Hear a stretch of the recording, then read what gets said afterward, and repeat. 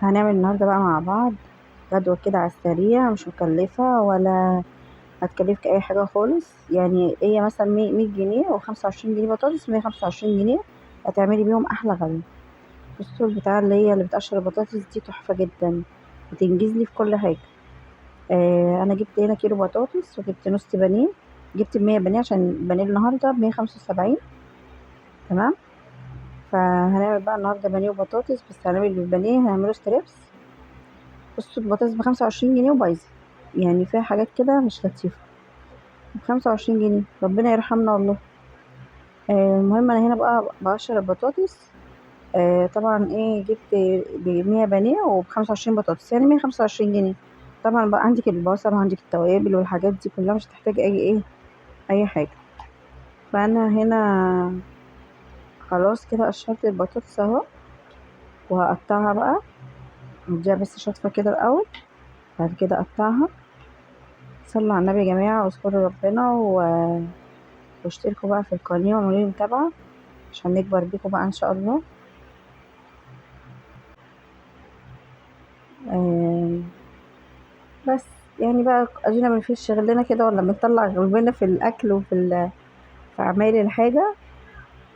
فانا عايزاكم بقى تشجعوني وتشتركوا في القناة عشان خاطر القناة تكبر بقى ان شاء الله، يعني تكبر بيكم معاكم باذن الله.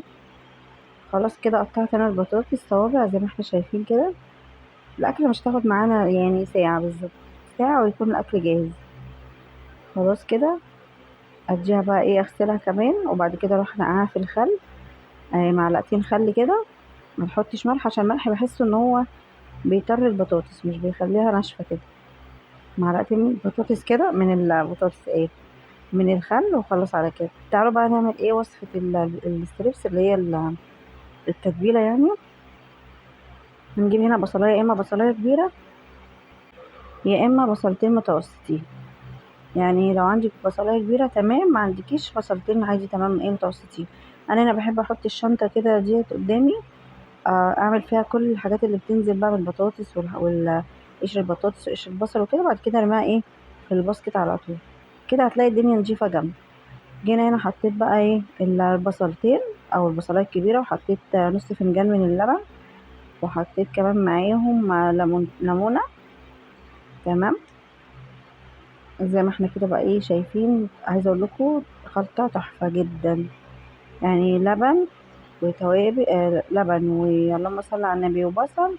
والتوابل بقى هتكون فلفل اسود، كمون، زعتر. الزعتر بيخلي الستريبس تحفة. وطبعا ما ننساش الملح، ودي توابل فراخ. تمام. ملح، فلفل، كمون، توابل فراخ، زعتر، ومكعب من المرقة، ماجي يعني مكعب ماجي، وشوية لبن. نضرب بقى الكلام ده كله في الكبة. عايزة اقول لكم خلطة تحفة تحفة تحفة. اعمليها كده وجربيها وادعي. تمام. تمام. مش عارفة تمام الكتير دي، بس تمام يعني. هنحط بقى الكلام الجميل ده كله في بولة كده. وهكون بقى انا عايزه اقول لكم ريحه التوابل تحفه. هغسل البانيه بقى وارجع لكم. هنا بعد ما غسلت البانيه وغسلته بالخل وخليته تحفه نضيف، هجيب بقى قطع البانيه كده وهقطعها زي الصوابع كده، ستريبس، زي الستريبس كده. صوابع طويله بالشكل اللي احنا شايفينه ده كده. شايفين؟ لما تيجي تشتريه بقى من عند الراجل، ما تخلوش يدولك تخين قوي او رفيع قوي، يخلولك متوسط عشان تعرفي تقطعيه تبقى القطعه حلوة كده، مش ناشفة ولا حاجة. انا هنا اهوت بصوا، قلت اقطعه كله معاكم كده عشان يبقى كل حاجة على الطبيعة باين يعني. والله يا جماعة ببقى مبسوطة جدا وانا طالعة معاكم كده، ببقى نفسي اطلع على طول. بس بقى مش عارفة يعني بكسل بقى ولا مش عارفة. فبفضل بقى ان انا اعمل وصفات كده بايدي بس وكده. لكن انا بحب اطلع معاكم، بحب لو طول ان انا اشوفكم نشوف بعضين عادي. هنا قطعت الاستريبس كده وحطيته في الخلطة، واسيبه مثلا ساعة، نص ساعة، حسب ما انت عايزة تعمليه في الخلطة وتقليه عادي برضه. هيبقى متبل وطعمه حلو جدا، واللبن بيخليه تحفة يعني. شايفين؟ عايزة اقول لكم ريحته خرافية، تحفة جدا. كده البطاطس والبانيه. تعالوا بقى نبدأ بالبطاطس الأول طبعا. الناس بقى اللي بتخاف من الزيت ناخد بالمصفى كده ونحط في الزيت. بعد كده ايه سايبه انا البطاطس على النار، اجهز بقى انا الستريبس كده في قلب البقسماط. ده بقسماط سايب فيجيتار سايب يعني متبل، بتجيبي ب10 جنيه بيديكي نص كيلو، ماشي ب10 جنيه فيجيتار سايب من عند العطار. عايزة تحطي عليه وتزودي عليه كيس فيجيتار من الأكياس المعلبة، تمام ماشي. مش حابة ده يغنيك عن ايه عن الكيس خالص. احنا بقى مش هنقعد نطبطب على الستريبس وكده، لا احنا هنعمل كله في بعض. حابة تحطيه في كيس بقى وترجيه كده تمام، حابة تعمليه بايدك كده يطلع زي الفل برضو تحفة. انا باخد كده حبة حبة كده مش واحدة واحدة زي ما احنا شايفين كده بعمله كده، عشان يطلع معانا بقى ايه ستريبس بقى. بيبقى تحسوا ان هو في كده سنة خشونة كده، اللي هو سنة قرمشة يعني.